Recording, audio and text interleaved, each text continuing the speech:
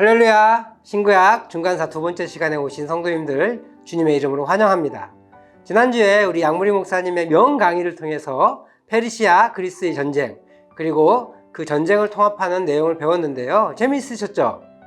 오늘은 신구약 중간사 그 두 번째 시간으로 알렉산더에 대해서 공부하며 하나님께서 어떻게 그리스도의 오심을 준비하게 되었는지를 살펴보겠습니다. 먼저 오직 믿음으로 찬양하고 돌아오겠습니다.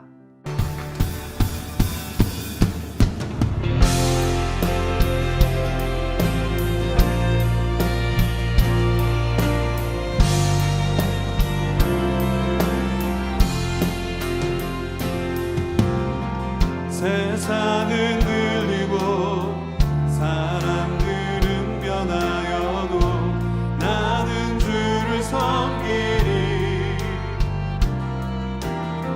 주님의 사랑은 영원히 변하지 않네. 나는 주를 신뢰해. 세상은 늘리고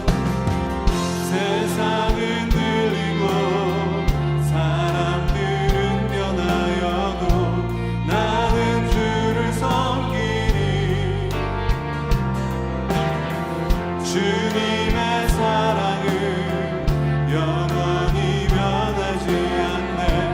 나는 주를 신뢰해. 오직 믿음으로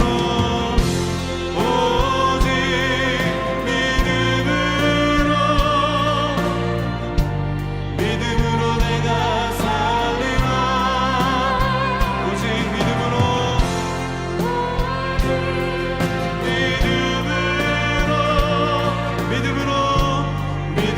내가 살리라.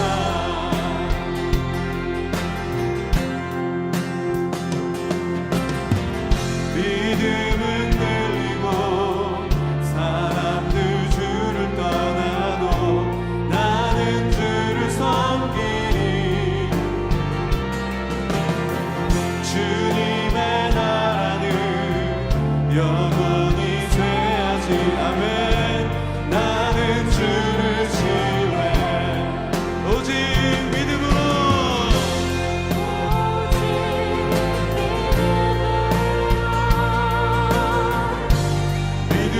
내가 살리라. 오직 믿음으로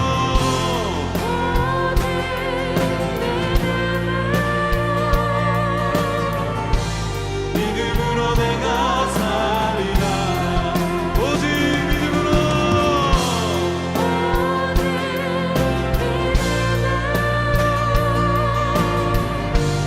믿음으로 내가 살리라.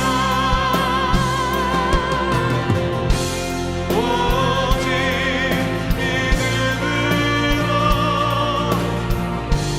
믿음으로 내가 자, 우리 두 손을 높이 들고 오직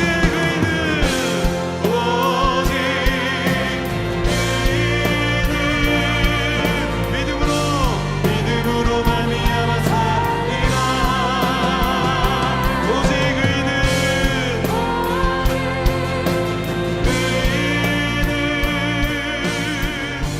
믿음으로 말미암아 살리라.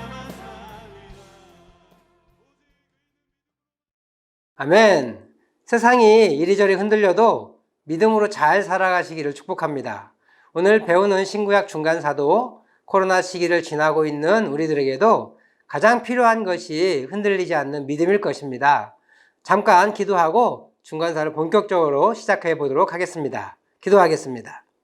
하나님 아버지, 신약과 구약의 중간에 어떤 역사가 있었는지 살펴보는 시간을 갖게 하시니 감사합니다. 이 시간을 통하여서 우리가 암흑기라고 불려오지만 또 하나님께서 어떤 준비를 하셨는지 깨닫는 귀한 시간 되게 하옵소서. 예수님의 이름으로 기도 올립나이다. 아멘. 네, 오늘 두 번째 시간 중간사를 배우게 되었는데요. 구약 성경의 마지막 성경인 말라기의 시작은 주께서 어떻게 우리를 사랑하셨나이까? 라고 시작합니다. 이것은 70년 바벨론 포로기를 마친 구약의 이스라엘 백성들의 냉소적인 신앙을 대변해 주는 것이라 말할 수 있을 것입니다. 물론 에스라, 니에미야서를 보면 그들이 바벨론 70년 포로기에서 돌아와서 신앙의 부흥운동을 통해서 강하게 일어나는 것을 볼 수 있지만 그들의 이 신앙의 열정이 급격히 식으면서 성경의 말라기서는 주께서 어떻게 우리를 사랑하셨나이까? 라고 되묻는 매우 냉소적인 신앙이 되어버렸습니다. 그런 이스라엘 백성들에게 하나님은 침묵하시면서 400년의 침묵기를 가게 하십니다. 그러나 그렇게 끝날 것 같지만 하나님은 내가 너희를 이렇게 사랑한다 라고 답하시기를 위해 준비하고 계십니다. 예수님을 이 땅에 보내시기 위한 준비를 하고 계신 것입니다. 이제 이 준비의 기간인 중간사 두 번째 시간 알렉산더에 대해서 공부하도록 하겠습니다. 우리 지난주 양문희 목사님을 통해서 페르시아와 그리스의 전쟁, 그리고 도시국가들의 전쟁, 그리고 마케도냐의 필리포스 2세의 그리스 정복, 그리고 필리포스 2세의 아들 알렉산더에 의해 반란을 일으켰던 그리스를 응징하는 모습까지 배웠었는데요. 오늘은 이 알렉산더 대왕이라는 사람이 어떻게 헬라 제국을 세웠고 또 어떻게 예수님의 오심을 준비하게 되었는지를 공부해 보도록 하겠습니다. 네, 그리스의 반란을 응징하고 다시 정복한 알렉산더는 다시 동방원정을 떠납니다. 페르시아로 향해 진격하면서 페르시아의 마지막 왕 다리오를 만나게 됩니다. 이 사람이 다리오인데요. 이 다리오 왕은 다리오 3세예요. 성경의 에스더서나 다니엘서에 나오는 다리오 1세와는 다른 인물입니다. 성경에는 나오지 않는 인물이에요. 이 다리오 3세를 만난 알렉산더는 그를 크게 무찌릅니다. 하지만 그를 죽이는 데 실패해서 이 다리오 3세는 도망을 가게 됩니다. 사실 이 다리오 3세는 귀족들의 암투와 자신을 암살하려던 세력을 일망타진하고 국가를 원상복귀할 수 있는 실력 있는 왕이었습니다. 그런데 변방의 보도 듣도 못한 젊은이가 와서 침공했는데, 그래서 전쟁을 치렀는데 곧바로 패배하고 말았던 것이죠. 그래서 제대로 평가받지 못한 왕 중에 하나라고 볼 수 있습니다. 알렉산더는 다리오를 추격하지 않고 바로 이집트를 향하게 되죠. 이집트를 가기 위해서는 이스라엘을 통과해야 하는데 이스라엘 북쪽에 뭐가 있죠? 두로와 시돈이 있습니다. 그 중에서도 두로는 무역으로 매우 흥황한 도시입니다. 여기가 두로이죠. 이 두로는 육지에서 800여 미터 떨어진 섬이라서 쉽게 함락되지 않았습니다. 시돈은 비블로스 아라두스라는 곳과 함께 항복하며 황금 왕관을 바친 반면 두로는 알렉산더의 진격에 발목을 잡은 것이지요.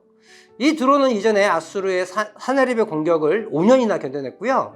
또 이후 바벨론의 느부갓네살의 포위 공격에도 13년이나 버텨낸 도시국가입니다. 또한 두로는 그들의 식민지인 카르타고가 원정군을 보내줄 것을 믿었습니다. 그래서 그들은 알렉산더에게 쉽게 항복하지 않고 6개월이나 버텼습니다. 하지만 이 알렉산더는 매우 똑똑한 사람이었어요.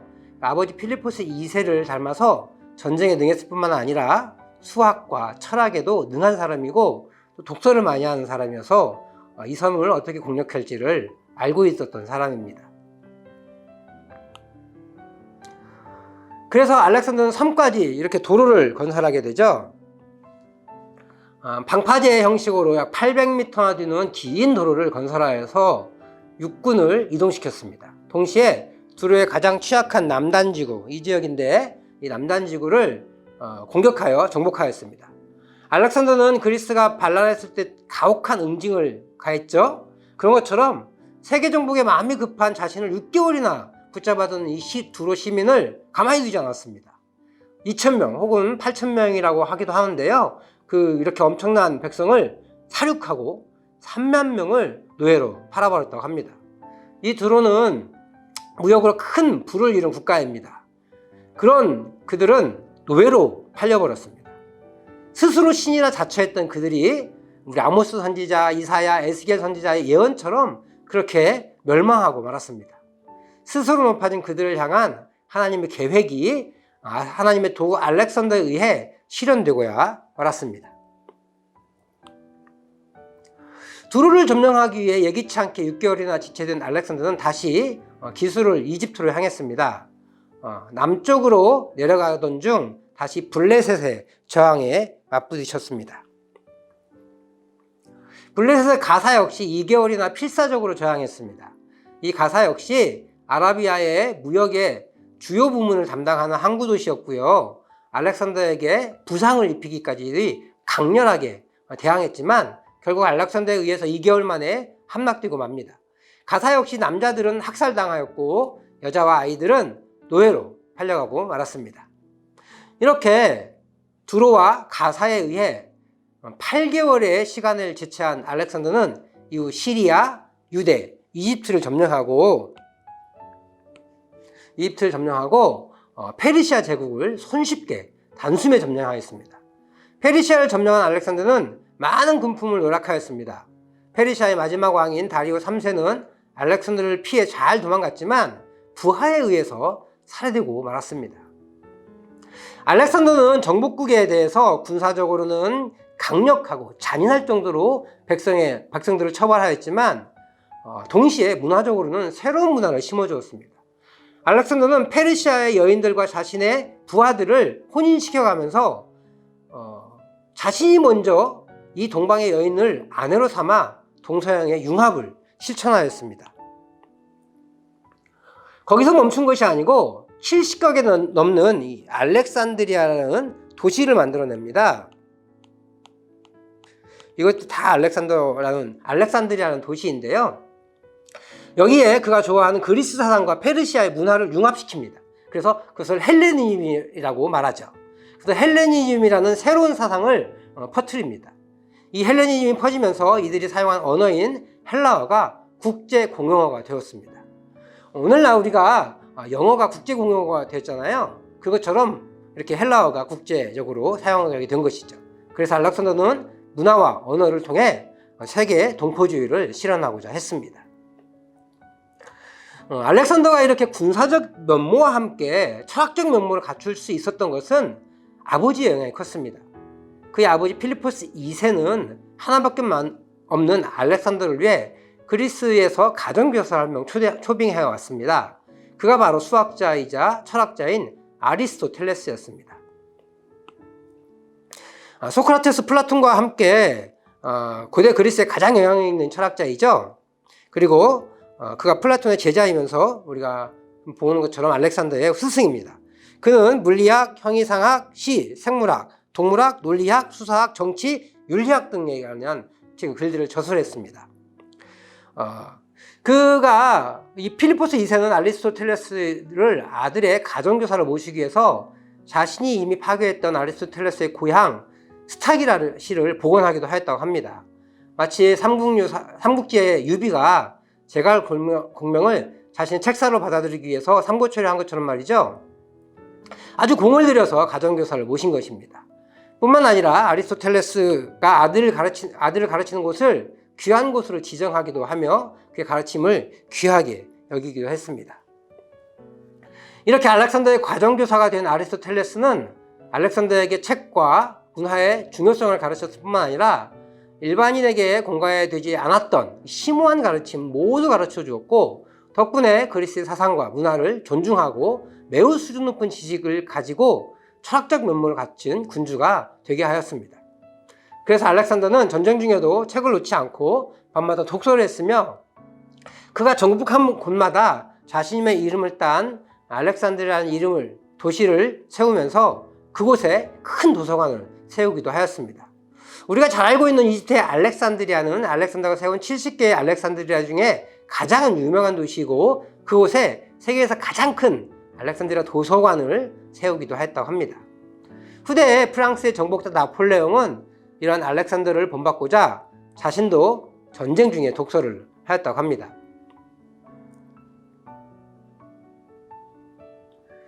다시 역사 이야기로 가볼까요?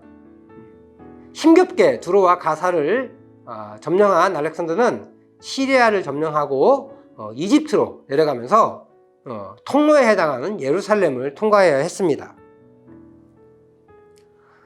그런데 알렉산더의 예루살렘 침공은 다른 지역과는 달랐습니다. 알렉산더가 보통 우리가 생각하기를 침공을 당한 나라는 저항을 하거나 항복을 하게 되는데, 예루살렘은 항복도 하지 않고 그렇다고 저항도 하지 않았습니다. 그런데도 불구하고 예루살렘은 어떤 군사적 피해도 입지 않았고 오히려 다른 나라들과 달리 7년에 한 번씩 세금을 내지 않아도 되는 그런 혜택을 받기도 했다고 합니다. 이러한 이유를 유대의 역사학자 요세푸스가 기록해 놓은 게 있는데요. 요세푸스의 기록에 의하면 이 알렉산더가 원정을 떠나기 전에 어떻게 세계 정복을 할 수 있을까라고 하면서 꿈을 꾸었는데 그 꿈에 자주색과 주홍색의 옷에 하나님의 이름이 새겨진 금패가 달린 모자를 쓴 사람이 나타나서 자기가 군대를 인도해 페르시아를 점령할 수 있게 해주겠다라고 말했다고 합니다. 그런데 놀랍게도 예루살렘에 도착했을 때 맞이한 사람이 이 사람인 거예요. 누구예요?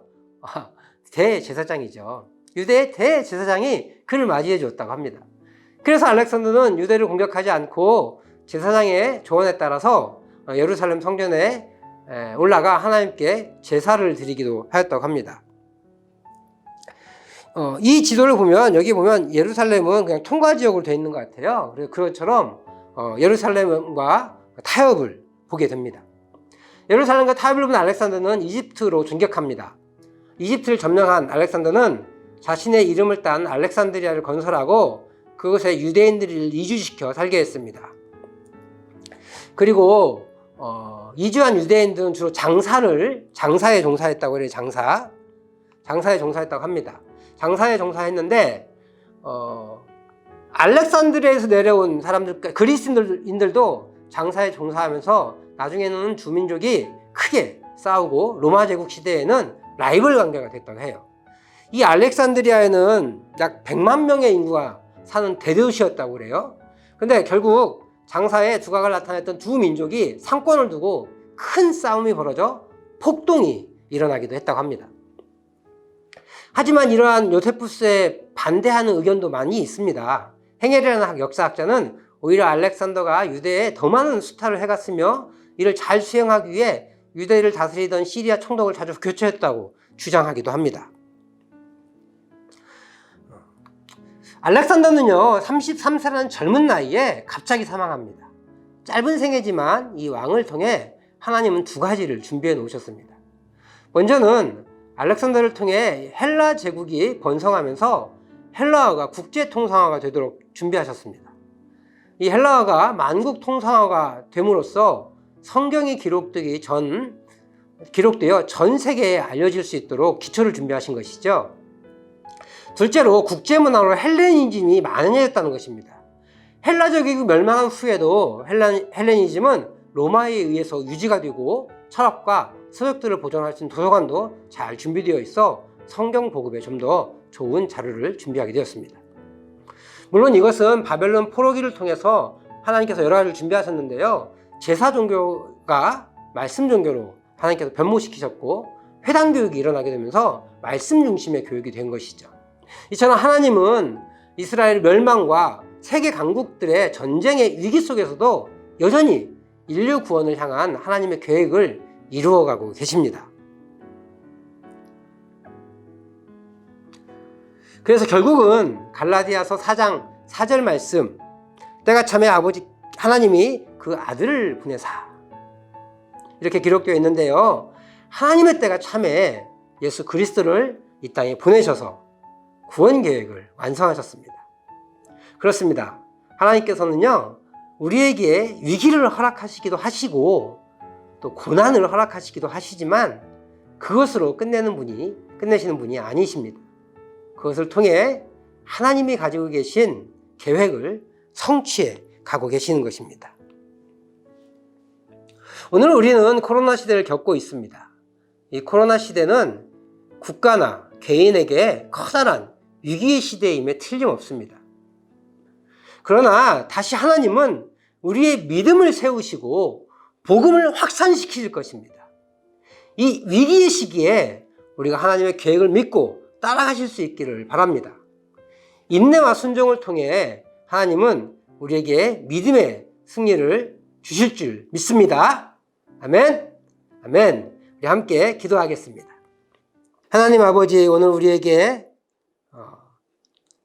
중간사를 통하여서 하나님의 계획하심을 생각하게 하시니 감사합니다. 하나님 아버지, 오늘 주어지는 이 말씀을 기억하며 때가 참에 아버지께서 아들 예수 그리스도를 보내신 것처럼 이 위기의 순간에, 이 어려운 시국에 하나님께서 해결책을 보내주시고 또 이 위기를 뚫고 나갈 수 있는 믿음을 허락하여 주실 줄 믿습니다. 하나님을 온전히 신뢰하며 이 위기의 순간들을 잘 극복해 나갈 수 있는 우리 귀한 성도들 되게 하여 주시옵소서. 예수님의 이름으로 기도 올렵나이다. 아멘. 예, 신구약 중간사 두 번째 시간을 마쳤고요. 다음 주는 알렉산더 대왕 죽은 다음에 분열된 나라들의 이야기를 가지고 돌아오겠습니다. 한 주간 승리하세요.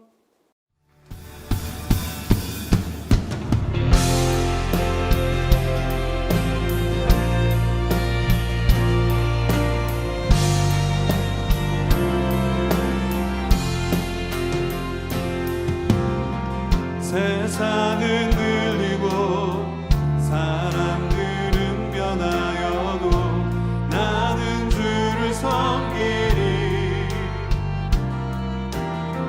주님의 사랑은 영원히 변하지 않네.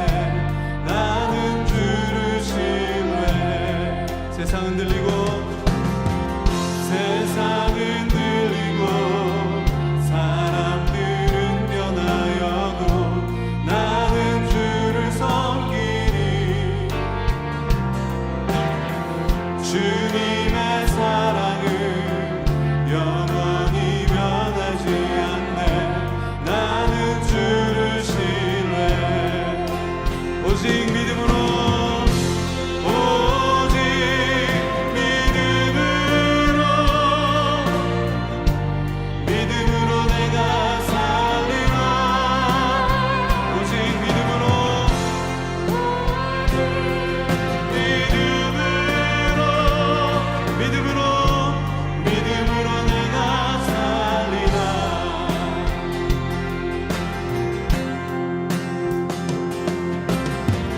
믿음은 늘리고 사람들 주를 떠나도 나는 주를 섬기리.